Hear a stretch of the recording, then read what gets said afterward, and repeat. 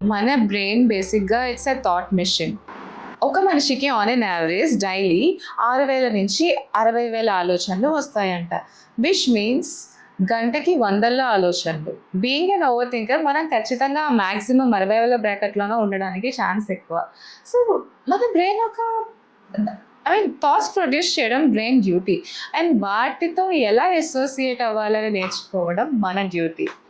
Imagine మనం ఒక మార్కెట్‌కి వెళ్ళాం. అక్కడ ఎంతో మంది అటు ఇటు అమ్మ ఇది కొనండి, ఇది కొనండి, ఇది చూడండి, అది చూడండి అని మనకి దారి పొడుగునా చూపిస్తూ చెప్తూనే ఉంటారు.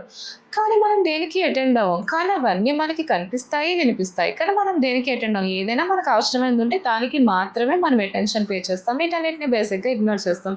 సో, యూ కెన్ ఇమాజిన్ మీకొచ్చే రాండమ్ థాట్స్ కూడా ఇట్స్ లైక్ దీస్ సెల్లర్స్.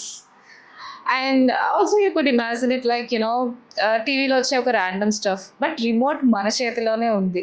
దేనికి అటెండ్ అవ్వాలి, దేనికి అటెండ్ అవ్వకూడదు అని. And there are other ways like మనకొచ్చే ఆలోచనలు మరి ఏదైనా ఒక ఆలోచనలు మరీ డీప్‌గా వస్తున్నప్పుడు and when you know it's not working you can actually look at it this way. Say నేనొక యూజ్‌లెస్ ఫెలో.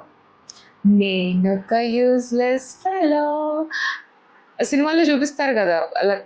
అలా అన్నమాట. ఒక సాంగ్ లాగా పాడినట్టు, లేకపోతే నేనొక యూజ్‌లెస్ ఫెలో అని ఒక సిల్లీ వాయిస్‌తోనో చెప్పినట్టో మీరు ఆ థాట్‌ని ఇమాజిన్ చేసుకుంటే, ఇట్ బేసిక్‌గా అది ఆ థాట్ ఇంటెన్సిటీని తగ్గిస్తుంది. It makes it less powerful and ah, కొంచెం లైట్ వెయిట్, ఈజీ ఉంటుంది. బేసిక్‌గా the very core idea of this cognitive defusion is తామరాకు మీద నీటి బొట్టులాగా ఉండగలగటం.